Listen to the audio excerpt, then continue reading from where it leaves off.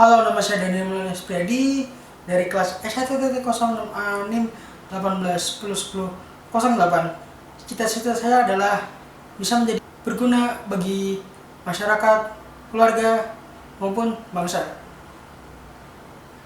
Mari kita simak penjelasan berikut ini. Di sini saya akan menjelaskan tentang modul 2 yang berjudul Object Array dan Inheritance. Apa itu Object Array? Object Array adalah akses item pada array menggunakan indeks angka sehingga dapat mempermudah untuk mengakses item dalam jumlah yang banyak. Array pada DPPU dimanfaatkan untuk mendefinisikan objek dari kelas yang sama dalam jumlah yang banyak. Pendefinisian objek array dilakukan di awal menu program dalam program selesai lagi format nama kelas, nama objek, dan isinya adalah jumlah arraynya. Nah, seperti contoh program. Nah, ini terdapat satu kelas mahasiswa di mana kita membuat private charnya nama variabelnya 20 in name public dan with in the public ada void get data dan void get display. Jadi void get data nanti proses pengambilan data dan void display adalah proses output. Lalu kita punya di inmain terdapat kelas mahasiswa dengan objek M berfungsi M. M-nya ini mempunyai array yang berjumlah 4. Dimana kalau terdapat pada flowchartnya itu adalah start, input kelas mahasiswa, lalu input private char nama dan name, input public void get data dan void display, lalu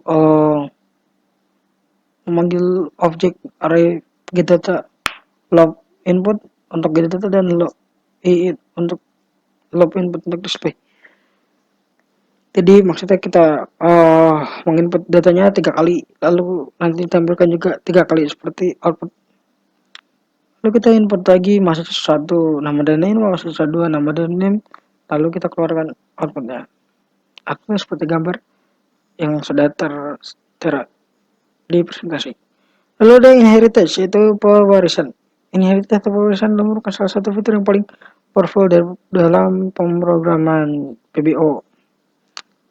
Setelah fitur kelas itu sendiri, ada inheritance adalah pembuatan kelas baru yang bisa dipanggil kelas turunan. Jadi kalau inheritance itu bisa dibilang suatu kelas yang suatu kemampuan di mana kelasnya itu enggak bisa ditulis satu-satu, jadi bisa digunakan kembali, makanya di sini disebut reusable. Seperti contohnya ini adalah kelas induk di mana terdapat fitur A, B, dan fitur C. Lalu di kelas turunan ini menambahkan fitur lagi, tetapi fitur yang terdapat di kelas induk itu ada lagi di kelas turunan, didefinisikan kembali. Lalu contoh program dan flowchartnya seperti ini. Kita di contoh program terdapat 2 kelas, di mana ada kelas ortu dan kelas turunan anak, publiknya ortu. Nah, di dalam kelas induk ortu terdapat private dan publik, di mana publik terdapat 2 void, di mana void beri dan void milan. Sementara di kelas turunan ada private dan publik. Di publik ini terdapat 2 void, void terima dan void milan. Dan void milan ini juga ada di kelas induk. Jadi makanya ada di line 13 di mana kelas ortu memanggil void milan. Jadi nanti ditampilkan kembali. Jadi enggak usah diketik lagi yang banyak. Jadi izin main di mana kelas anak member fungsinya objek 1, Objek satu memanggil beri, objek dua memanggil terima, objek satu memanggil terima, dan objek satu memanggil Milan. Milannya dipanggil dua. Jadi dua itu di kelas turunan anak dan kelas turunan ortu. Dimana dalam flowchartnya ada kelas induk ortu statement, terus input kelas induk ortu private, string, public void, C, dan lain sebagainya. Lalu input lagi kelas turunan anak, private string, public, dan lain sebagainya. Lalu kita proses pemanggilan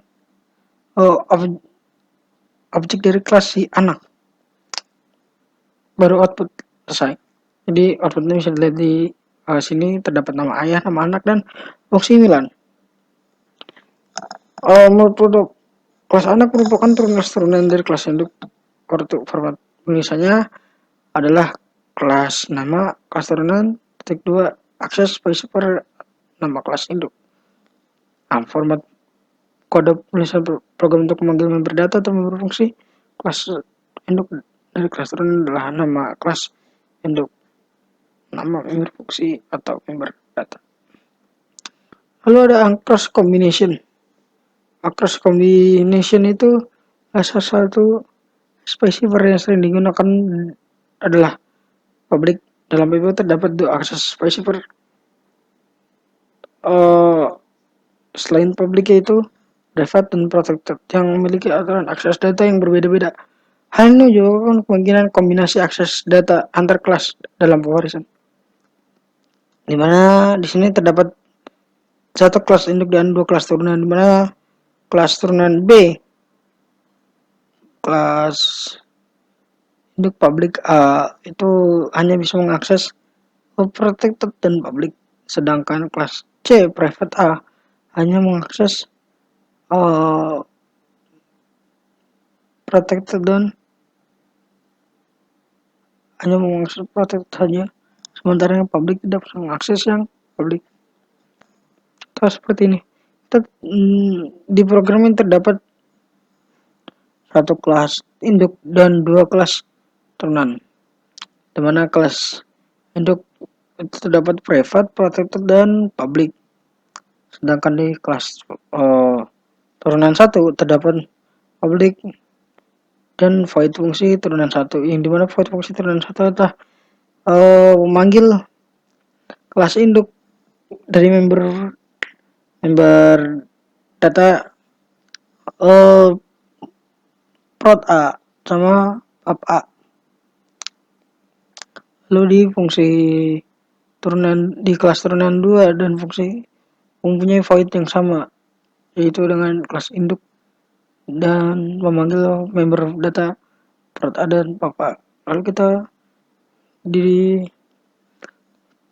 dalam turunan satu ini member fungsi satu menggunakan objek satu, dimana objek yang dipanggil adalah pub A, sementara member fungsi yang kedua turunan 2 objeknya 2, dimana objek 2 ini yang dipanggil ada objek satu fungsi turunan 1 dan objek 2 fungsi turunan 2. Jadi kita lihat di sini flowchartnya start, input kelas induk, kelas turunan 1 dan kelas turunan 2, input fungsi dan turunan 1 dan turunan 2. Lalu kita memproses mendefinisikan objek kelas turunan 1 dan memanggil objek pub A. Lalu kita proses lagi mendefinisikan objek dan kelas turunan 2, lalu proses lagi memanggil fungsi turunan 1 dan fungsi turunan 2. Lalu kita keluar outputnya seperti gambar samping. Lalu ada multi level inheritance. Suatu kelas mungkin saja diturunkan dari kelas turunan lain sebagai gambaran. Jadi terdapat satu kelas, 3 kelas induk dan satu buah kelas turunan. Daripada program kita mendapat 3 kelas induk. Yang pertama adalah parent, lalu dokter, dan kelas turunan grandson, dimana kelas parent terdapat void berfungsi parent, dan kelas dokter fungsi daughter, dan kelas grandson memiliki fungsi grandson, dimana kelas turunan grandson Itu member member data objek satu. Dan objek satu ini memanggil fungsi parents, objek satu memanggil fungsi dokter, dan objek satu memanggil fungsi grandson. Lalu kita kalau dalam flowchart itu start input kelas induk parent kelas turunan 1 dan kelas turunan 2, input void 1 parent dokter dan grandson, lalu memproses mendefinisikan grandson kelas turunan sebagai objek, memanggil fungsi objek 1, memanggil objek 1 fungsi parent, fungsi dokter, dan fungsi grandson. Kita keluarkan output. Outputnya seperti gambar di samping. Lalu kelas grandson merupakan kelas turunan dari kelas dokter. Dari kelas dokter merupakan kelas turunan dari kelas induk parent. Jadi kita simpulkan bahwa kelas grandson merupakan kelas turunan level kedua. Lalu yang terakhir ada multiple inheritance. Multiple inheritance adalah yaitu satu kelas dapat memiliki lebih dari satu kelas induk. Bisa saja disebut multiple inheritance atau pewarisan berganda. Jadi dalam contoh kasus programnya, yaitu kita mempunyai dua kelas, yaitu mamalia dan vertebrata, dimana kelas turunannya adalah burung, yang dimana kelas induknya adalah mamalia dan vertebrata, dimana kalau mamalianya terdapat member fungsi mamalia, dan member vertebrata ada member fungsi ciri. Kan di main itu kelas burung, kelas turunan burung. Ini member data B1 itu boleh kita panggil member fungsi yang ciri. Kalau dalam flowchartnya, kita start input kelas mamalia dan kelas vertebrata, input void, input kelas turunan mamalia dan vertebrata yaitu burung, lalu proses objek B1 dan dari kelas burung dan manggil void ciri, lalu keluar outputnya seperti gambar samping. Kali ini saya akan mendemonstrasikan program yang saya buat. Di sini kita dapat dua buah kelas, yaitu pelajar dan kelas dimana kelas publik induknya pelajar dan kelas turunannya adalah kelas nilai. Itu kelas induknya adalah kelas. Jadi kita punyai member fungsinya adalah pelajar, untuk member fungsi untuk memunculkan, lalu di member kelas di kelas turunan kelas dari kelas induk pelajar punyai member fungsi kelas, fungsi void display untuk output, lalu punya kelas turunan nilai yang kelas induknya adalah public class, lalu punyai member fungsi nilai. Nanti kita main kita masukkan j nya itu buat nanti loopingnya. Nilai itu member member kelas turunan nilai n itu member fungsi member data n1 yang arraynya adalah 3. Kalau dari flowchartnya itu start kelas induk pelajar, masukkan nama, kelas turunan kelas input masukkan, lalu masukkan kelas, masukkan nilai, dan lalu kita akan proses melakukan panggilan data pelajar. Kelas pelajar adalah output objek data pelajar, dan output ini sudah terlihat seperti ini. Ya, sekian dari saya. Terima kasih, kurang lebihnya mohon maaf. Lalu semangat, tidak boleh pantang menyerah di era pandemi ini, harus tetap semangat dan enjoy your day. Selamat UAS, selamat liburan. Satu lagi, jangan lupa jaga kesehatan, jaga jarak social distancing, dan terima kasih. Wassalamualaikum warahmatullahi wabarakatuh. Dadah.